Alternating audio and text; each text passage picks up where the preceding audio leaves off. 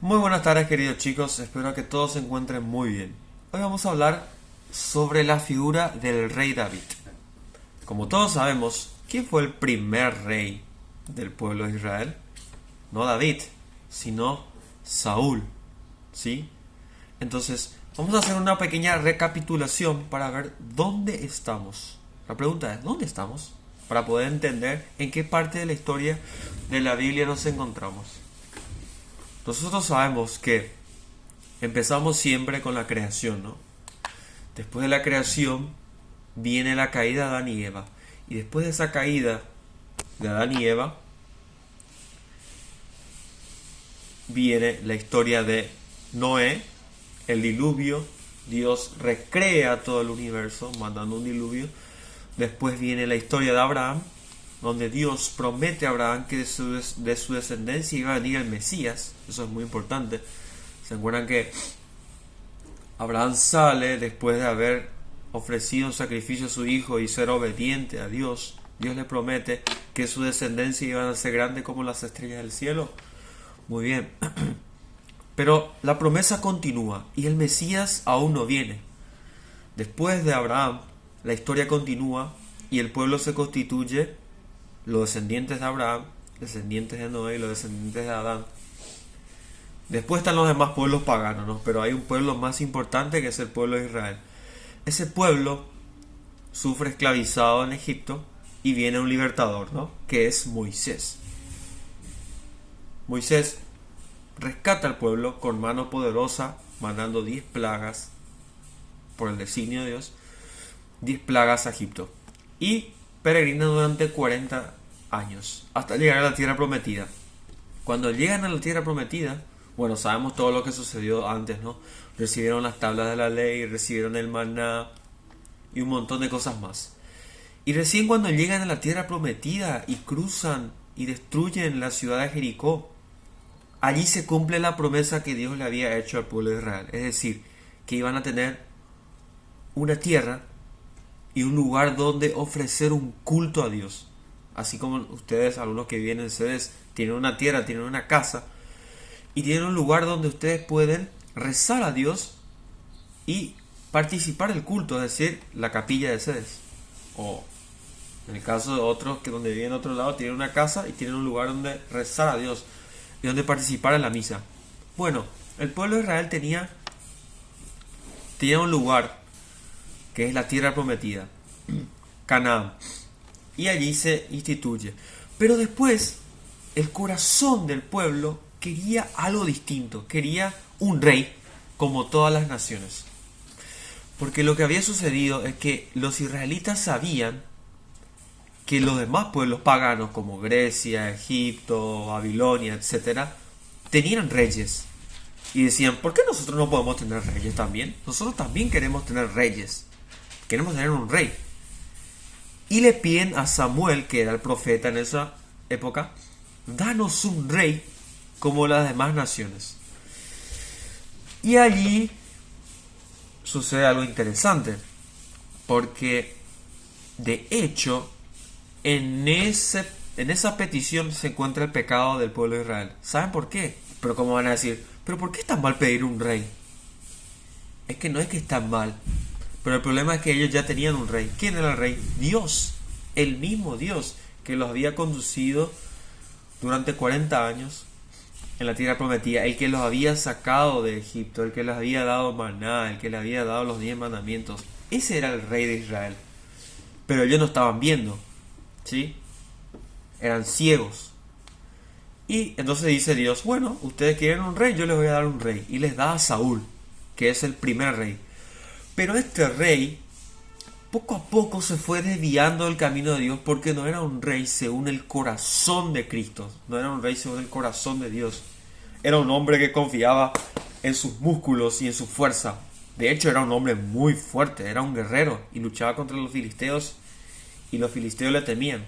Al principio fue bueno y fue obediente a Dios, pero como era un hombre que confiaba más en sus propias fuerzas y no era un hombre según el corazón de Dios, era guerrero, y está bien ser guerrero, pero no era un hombre temeroso de Dios, no era un hombre que confiaba plenamente en Dios, sino que confiaba muchas veces en sus fuerzas.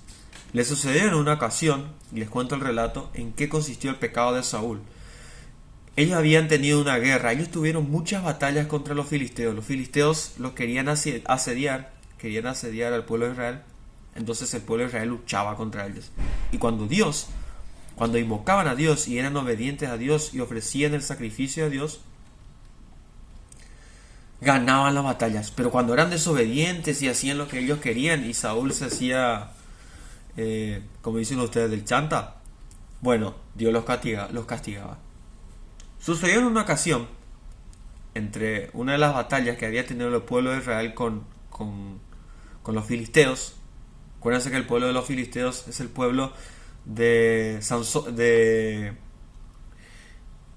Goliat. ¿Se acuerdan de Goliat, el gigante Goliat? Que después vamos a ver, obviamente. Habían vencido a los filisteos, los judíos, y Saúl se encontraba descansando, ¿no? Pero él debía ofrecer, el sumo sacerdote era el único que podía ofrecer el sacrificio en el altar. ¿Se acuerdan de eso?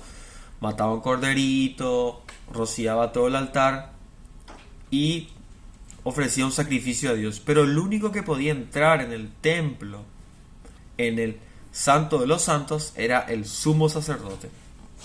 Pero ¿qué hizo Saúl? Saúl dijo: che, no viene nunca el sumo sacerdote, entonces yo voy a ofrecer el sacrificio. Entró en la tienda del encuentro donde estaba el altar y ofreció un sacrificio a Dios. Y Dios le dijo: ¿por qué no esperaste al sumo sacerdote? Por haber desobedecido, yo retiraré mi espíritu de ti y daré el trono a otro. Después sucede un montón de cosas, pero ahí está principalmente el pecado de Saúl, ¿no? El querer hacerse él como Dios. Él confía en sus propias fuerzas y no confió en Dios. Después le sucede un montón de cosas. Lo que sí es que Dios decide elegir a otro rey. ¿A quién? Al rey ideal de Israel, a David, que era un niño, como ustedes leyeron ya el texto. Era el octavo hijo de Jesé y era el más pequeño de todos. Era rubio, de ojos claros, dice la Biblia. Y Samuel Samuel está triste, dice: ¿qué va a pasar con el pueblo de Israel? Porque él es el profeta, ¿no? El profeta tiene el deber de anunciar. Entonces él va en la casa de Jesé. Cuando él mira, él dice: seguro que va a ser este, seguro que va a ser este. Eran todos hombres musculosos y grandes y guerreros. Pero no. Dios había elegido a alguien muy pequeño. Pequeño a los ojos de los hombres, pero según su corazón, ¿sí? David era un hombre según el corazón de Dios y era pastor de ovejas. En ese sentido, David se parece mucho a Jesús. Primero porque es pastor, ¿sí? Y porque es rey. Jesucristo también es pastor. Pastor de nuestro, nosotros somos sus ovejas y Él es el supremo pastor. Pero también es rey Jesucristo. Y entonces elige al rey, ¿no? Y lo unge a David como rey de Israel. Y dice que le derrama aceite, que es símbolo justamente de esa divinidad. Y el Espíritu se posó en él. ¿Sí? El Espíritu se posó en él. Pero es muy interesante que en la Biblia dice que cuando Saúl mira, él no sabe quién es el verdadero, el elegido, ¿no? Él no puede distinguir, no puede ver con sus ojos. Por eso Dios es el que ve en lo escondido y conoce nuestros corazones. Es Dios quien ve más allá. Todos decían: ¿qué va a hacer David si es un pastor, el más pequeño? No importa, es muy chiquitito. Es como si Dios dijera: bueno, uno de los alumnos de cuarto grado va a ser el director de CEDES. Ponerles un ejemplo. Entonces van a decir: ¿quién va a pensar que es León? Porque es el más chiquitito. Vamos a elegir no sé, al más grande del colegio de CEDES. O sea, Alejo o a Pato Cóncaro, no sé, a uno más grande. Pero nadie va a decir: vamos a elegir a León, que es el más chiquitito. Bueno, es un ejemplo, ¿no? Dios conoce los secretos y conoce los corazones y elige y ama a aquellos que son según su corazón. Ustedes están leyendo el libro del Principito, ¿sí? Y en el Principito se da un poquito esa idea de el conocimiento según el corazón.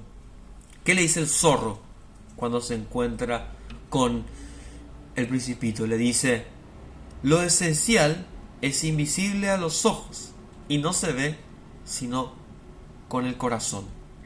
¿Sí? Preguntémonos nosotros también entonces, ¿cómo somos nosotros? ¿Yo soy como Saúl? Que no necesito de Dios, que ni siquiera rezo, que digo, yo ya sé todo eso, ya, no necesito de Dios, yo. ¿O soy acaso como David según el corazón de Dios? Y si no lo somos, y si no estamos siendo como David, pidamos a Dios esa gracia de ser como David, de tener un corazón como David, de niños, y obediente a nuestros padres principalmente, cumpliendo la tarea, despertándonos a tiempo, trabajando y rezando principalmente, dando a Dios lo que es de Dios y cumpliendo nuestros deberes así. Así vamos a ir santificándonos cada día y vamos a cantar esas bellas canciones como el rey David, que cantaba en el templo de Jerusalén, que compuso un montón de salmos. Y también preguntémonos si nosotros estamos siendo realmente como David o como Saúl, ¿sí? Un rey o un hombre o una mujer según el corazón de Cristo, que confía en Dios, o alguien que no confía en Dios y que es autosuficiente y dice que yo ya lo sé todo. ¿Sí? Y pensemos en el principito también, ¿no? El principito busca a ese amigo, busca a ese zorro, ¿no? Pero para ser realmente verdaderos amigos de alguien necesitamos conocerlo, ¿sí? Conocer según el corazón, ¿sí? Y es ese conocimiento según el corazón, que es invisible a los ojos, ese es el conocimiento de Dios. Y pidamos a Dios ese conocimiento también. Entonces, esta es la historia de David, la historia de la unción de David. Y pero la historia continúa, pero vamos a seguir viendo en el siguiente capítulo. Chao, chao.